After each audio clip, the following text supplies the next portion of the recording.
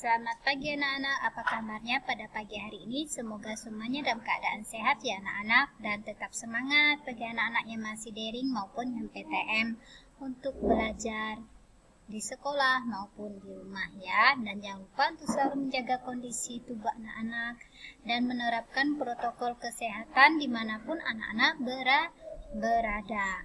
Oke, seperti biasa, sebelum kita memulai pembelajaran pada pagi hari ini, terlebih dahulu kita berdoa.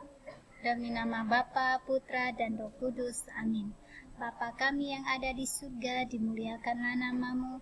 Datanglah kerajaanmu, jadilah kehendakmu di atas bumi seperti di dalam surga. Berilah kami rezeki pada hari ini, dan ampunilah kesalahan kami, seperti kami pun mengampuni yang bersalah kepada kami. Dan janganlah masukkan kami ke dalam pencobaan, tetapi bebaskanlah kami dari yang jahat. Amin. Demi nama Bapa, Putra, dan Roh Kudus. Amin. Oke anak-anak, pada pagi hari ini kita berlangsung mempelajari tema 4 tentang kewajiban dan hakku, subtema ketiga ya. Sekarang kita sudah memasuki subtema tema 3.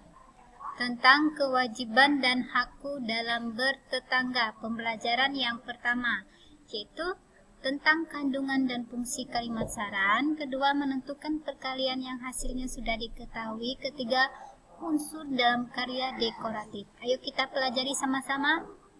Nah, yang pertama adalah pelajaran bahasa Indonesia, yaitu tentang kandungan dan fungsi kalimat saran.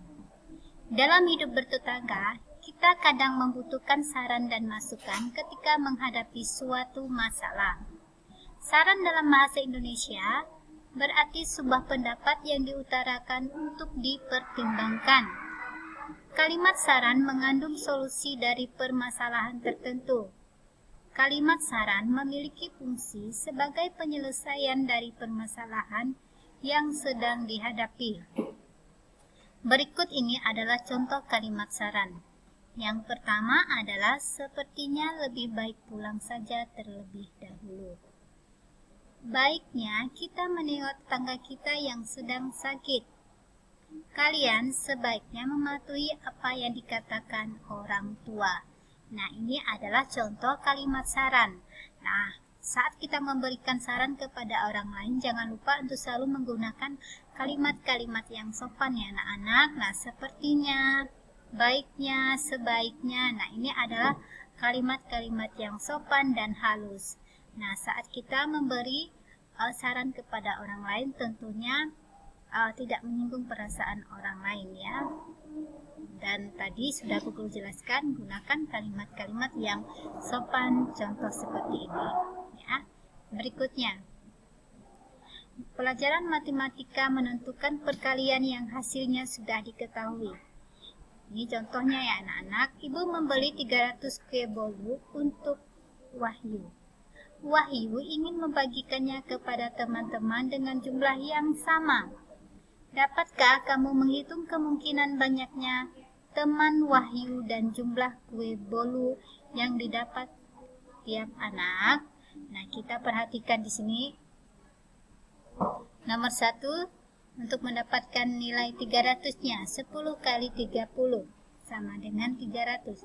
30 kali 10 sama dengan 300. 6 kali 50 sama dengan 300. Lalu 5 kali 60 sama dengan 300. Nah, itu ya.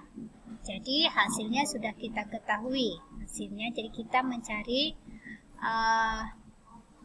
angka yang tepat untuk menghasilkan nilai 300.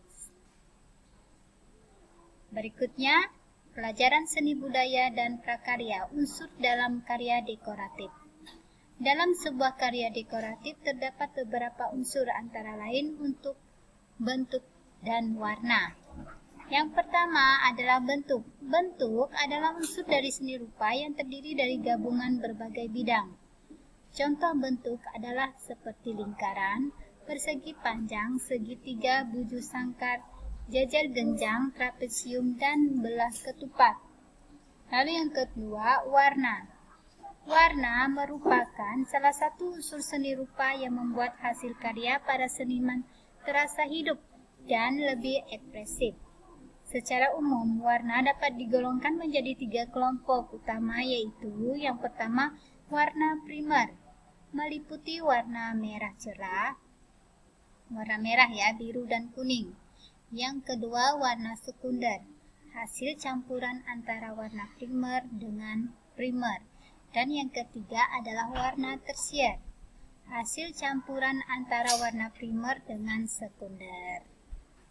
Kita lihat di sini, nah, unsur dalam karya dekoratif ini contohnya ya, pada bangun datar.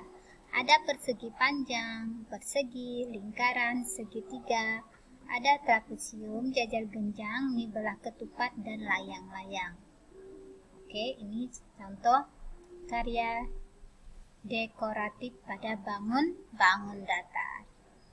Oke anak-anak, sampai di sini materi kita pada pagi hari ini. Seperti biasa, sebelum kita mengakhiri, terlebih dahulu kita berdoa. Demi nama Bapa, Putra, dan Roh Kudus. Amin.